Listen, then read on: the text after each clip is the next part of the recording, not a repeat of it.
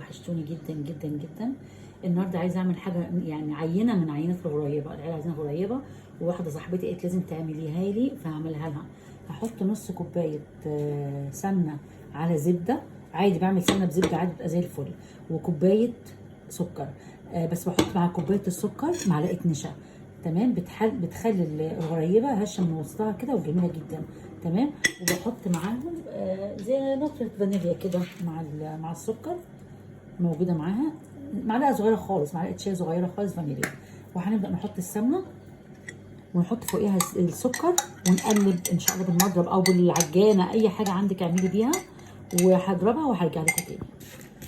حبايب قلبي انا نخله السكر، بس لازم اقلبه كده مع الزبده مع السمنه على اساس ايه ما يضربش، ما يعملش تراب او يعمل الهبو ده كله هيطلع بره يبوظ لنا الدنيا. فلازم ادعك كده او خالص بايدي وبعد كده بدعك بالمضرب. ونسيت اقول لكم حاجه كمان، بنحط نص سمنه، كوبايه دقيق سكر، كوبايتين دقيق، يعني نص ربع تلت، يعني هو بالظبط كده النص سمنه، الكوبايه كامله سكر، كوبايتين دقيق.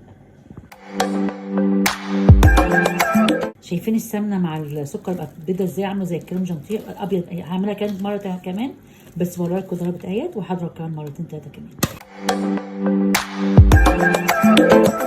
حبايب قلبي اهوت كوبايتين دقيق منخولين، وبحط زي ما انتم شايفين كده بين صوابعي ذره ملح صغيره.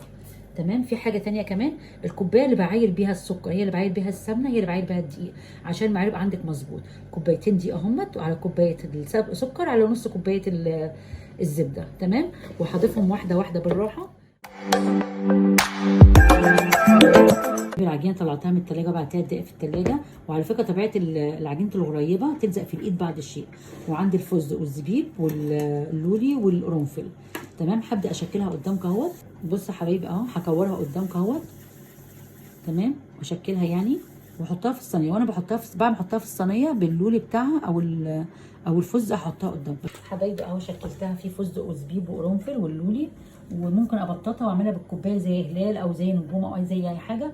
هشكل وهوريها لكم في الاخر. ولازم تتحط في صينيه في الفرن حسب ما الفرن بتاعك بيكون موجود، في فرن 150 درجه، وبالظبط هما 10 دقايق 12 دقيقه بالظبط كده حسب الفرن بتاعك برضه.